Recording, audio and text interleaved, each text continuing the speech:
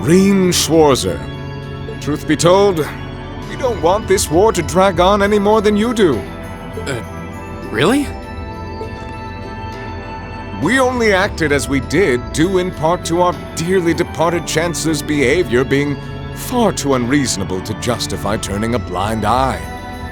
He garnered the trust of His Majesty, and in turn misused that trust. He flagrantly disregarded this nation's beloved culture and traditions, treating Erebonia as if it were his own personal property. Surely you too noticed this. Well...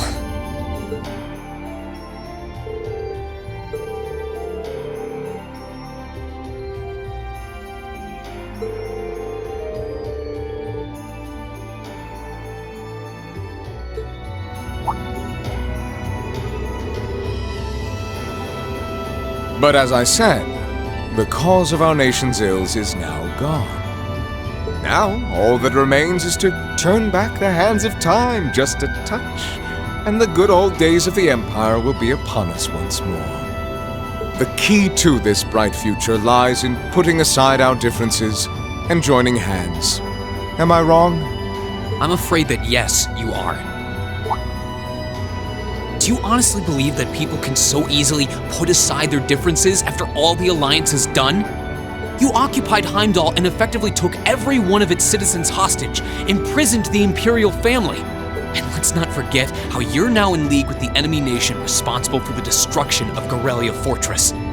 After all that, the Imperial army would never bow their heads to the likes of you, even if the rest of the population did. My word! I'm afraid there's been a terrible misunderstanding. The Imperial family is simply under our loving protection. They certainly haven't been imprisoned. But that does bring me to exactly why I want you to help us. It does? The Azure Knight is already on our side. But if we had your Ashen Knight as well, that would mean we'd have two of the great knights of Erebonian legend to put into play. Couple them with our Panzer Soldats, and the Imperial Army's armored divisions would cower before us.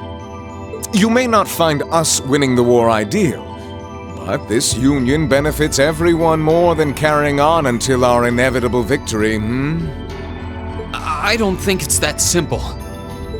I beg to differ. The presence of Soldats units on a battlefield makes a tremendous difference. What they may lack in firepower and armor compared to tanks, they make up for in mobility and versatility. But more important than even those factors is the psychological impact they have on our opponents. Well...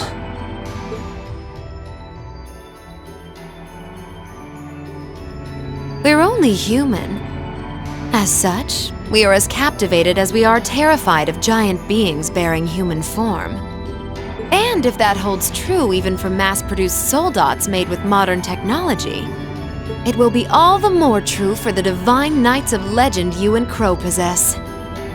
Can't argue with that logic. I will say it once more. Gileath Osborne is dead.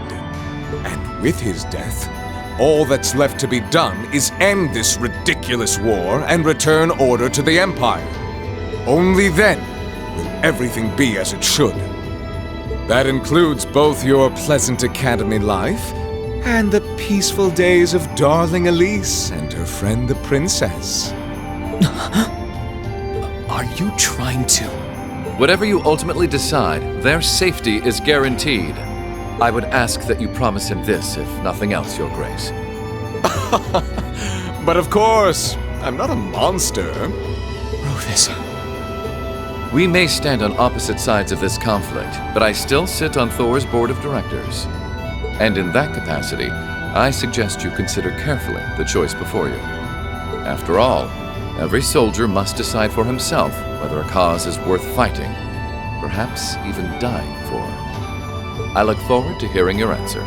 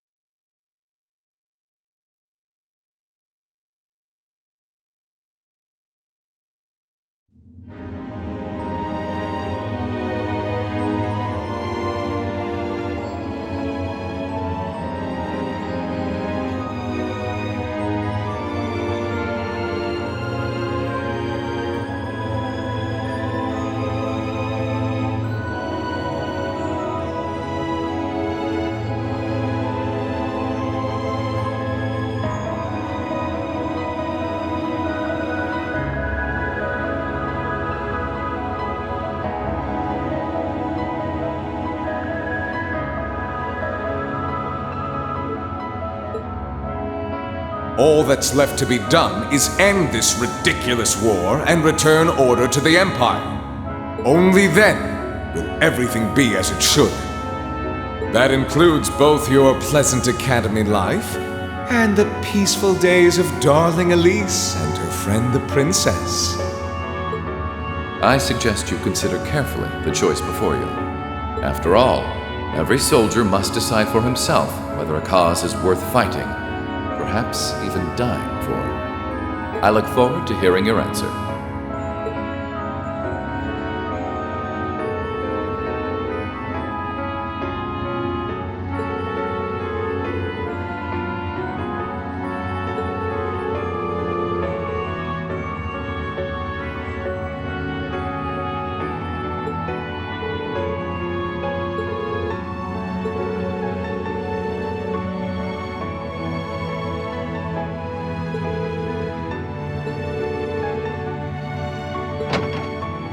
Keep racking your brain like that and smoke will start coming out of your ears.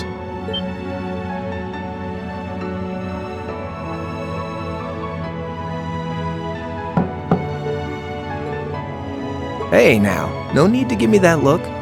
I figured I was gonna find you busy thinking everything over like your life depended on it. And what do you know? I was right.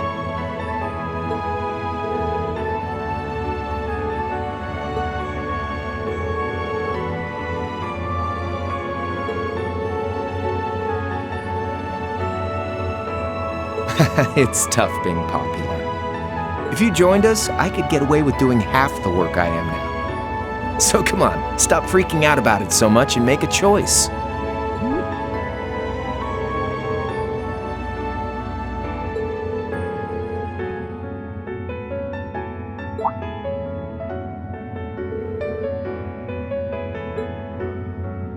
Grub, of course. Kinda early, but I brought you your lunch. Mind if I join you?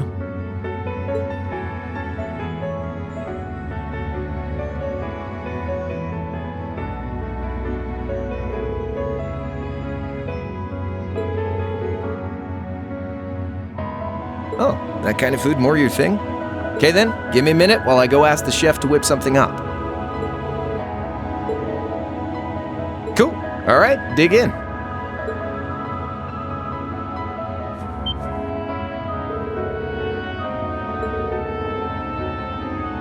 Yeah, they're called fish burgers. Pretty good, right?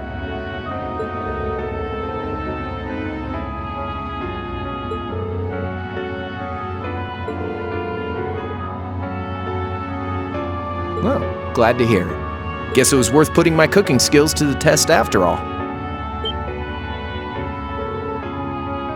Was my first time cooking in a while, too. Sharon could probably do better, though. But I wanted to give it a shot anyway. This stuff was like soul food back in Dry, where I grew up. To think, all the time we spent searching for the leader of the Imperial Liberation Front, and he was right under our noses. Crow Armbrust from the Dry SEZ. Oh, yeah, Vita was using some weird thing of hers to let you see what was going on, wasn't she? So I guess you saw what happened there.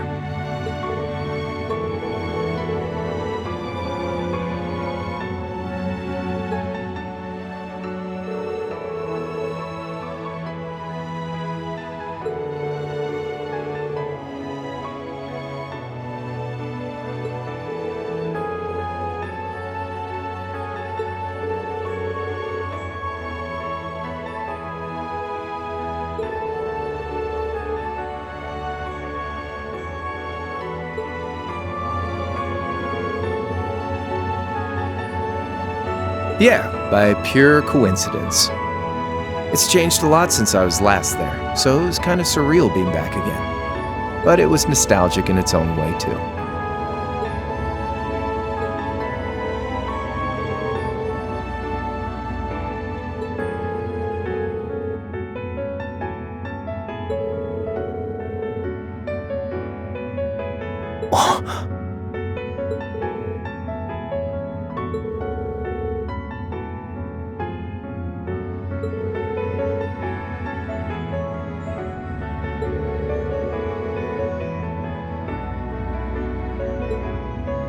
Where's the fun in prying into a guy's past? Save all that talk for your number one in class. Who's the lucky girl anyway? Elisa? Laura? Emma? Fee? And don't tell me it's Milliam, because, you know, it...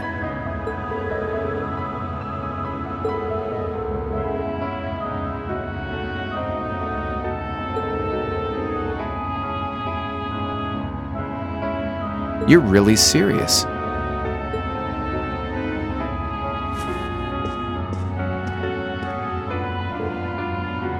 My past really isn't that big of a deal, you know. It's got nothing on yours, that's for sure. If you find yourself thinking that's all when I'm done, well, I warned you. So, you really want to know?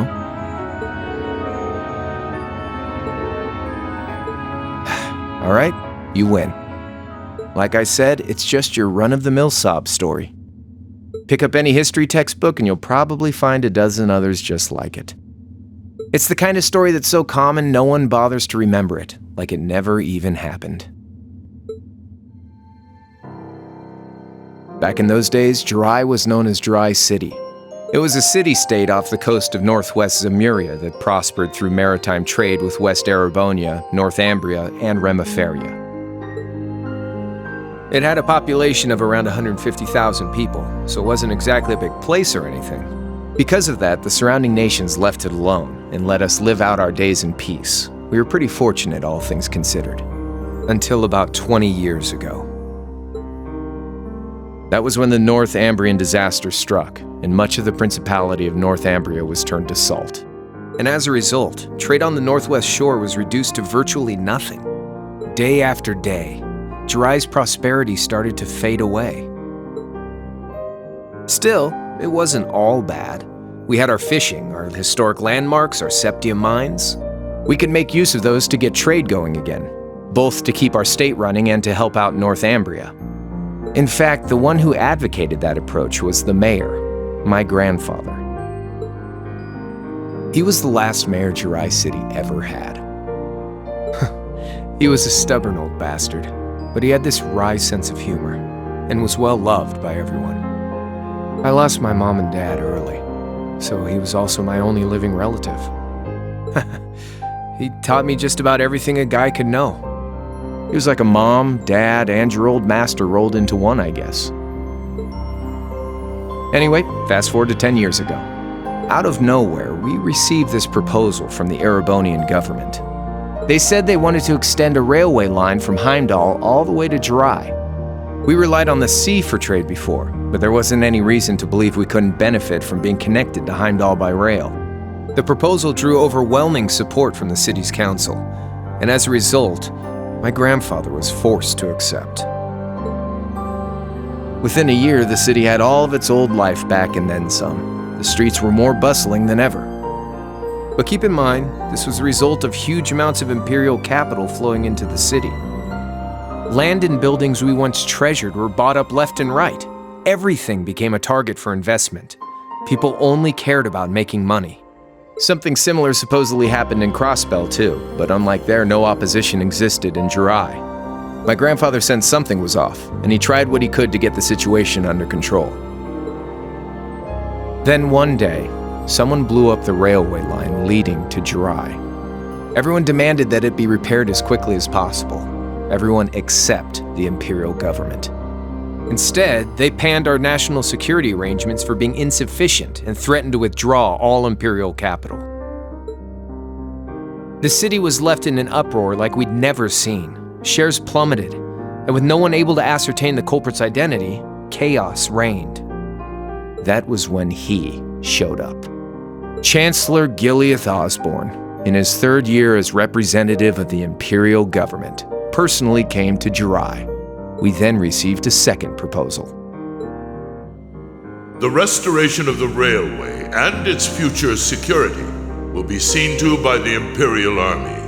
In return for our continued assistance in safekeeping, Jirai will come under the wing of our glorious empire and attain even greater prosperity as a special economic zone. The timing was too good to be true, really. Realizing this, my grandfather staunchly opposed the idea. He tried everything he could to convince the city's council to reject the offer. Unfortunately, once you taste the sweet fruit of prosperity, it's hard to want to go back. The council, made up of influential merchants and all their greed, jumped at the offer. And tempted by the elimination of customs, together with the tax breaks from being an SEZ, many of the citizens did too. And during all that, they'd conveniently found a suspect behind the railway incident: my grandfather. He loved Jirai more than anyone, and up till then, its people loved him too. And yet, virtually overnight, he found himself facing the wrath of both the city's council and the citizens alike. Left with no choice, he resigned from his position as mayor, and Jirai formally became part of the empire. Both of these things happened on the same exact day. That was 8 years ago. Naturally, everyone knew my grandfather wasn't the one who did it. They knew who was really responsible. They just turned a blind eye to the truth. See? I warned you. Just your run-of-the-mill sob story.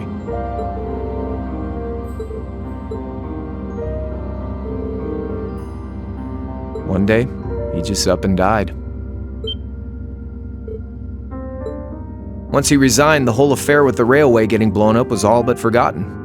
He lived comfortably in retirement for about half a year, fell ill, and that was that. He just lost the will to go on, I guess. Like I said, he was the only family I had. I mean, I had plenty of friends even then, but I chose to leave it all behind. I was 13 at the time. I wandered the land, doing whatever I had to get by. That was when I met old Cayenne, who happily indulged my hatred for the Chancellor. And with his financial backing, I went out with the goal to find others who were just like me. That was the beginning of the Imperial Liberation Front. Gideon, Scarlet, and Vulcan were among those I recruited. I had also met Vita then. I only knew her as the woman who had often come to see Cayenne. She guided me to a place below the city of Ordis, and there slept the Azure Knight Ordine. One after another, I overcame the same trials you did with your friends, but alone. And once I'd proven myself worthy, Ordine accepted me as his awakener. That was 3 years ago. I was 16. My preparations complete, I concealed my background and enrolled in a military academy near the capital. Everything I did for the sole purpose of taking the Chancellor's head.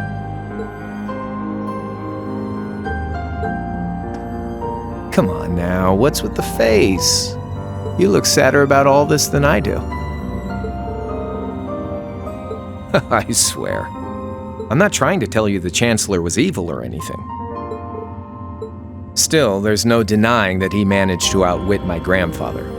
And he may have lost, but Pop's always loved a good gamble. It's thanks to him that I'm pretty good at chess, card games, that kind of stuff.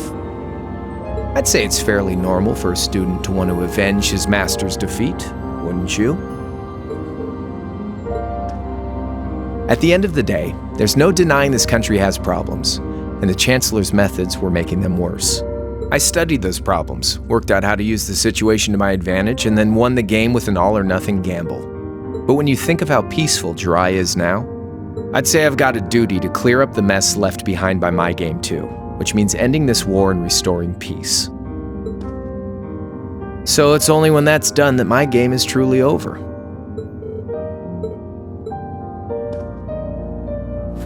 I don't want whatever your decision is to be influenced by my past, okay?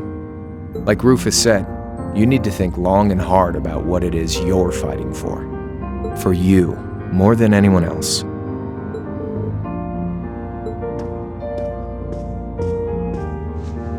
Anyway, I think I've stuck around here for long enough. You're gonna be treated as a visitor. Well, sort of. It's about time for the higher-ups to head back to Heimdall, so go ahead and pass the time however you want.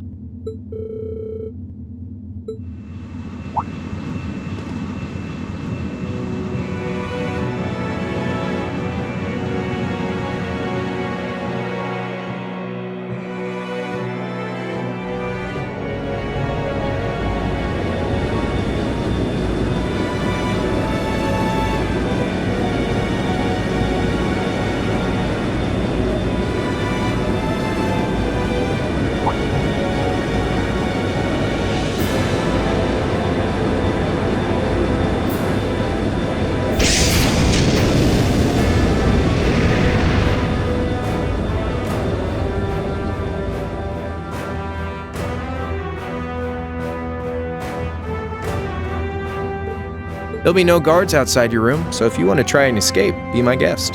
Just keep in mind that some members of Ouroboros and Zephyr are on board too, not to mention me, Scarlet, and Vulcan. So if you're up for a gamble of your own, get ready to take all of us on.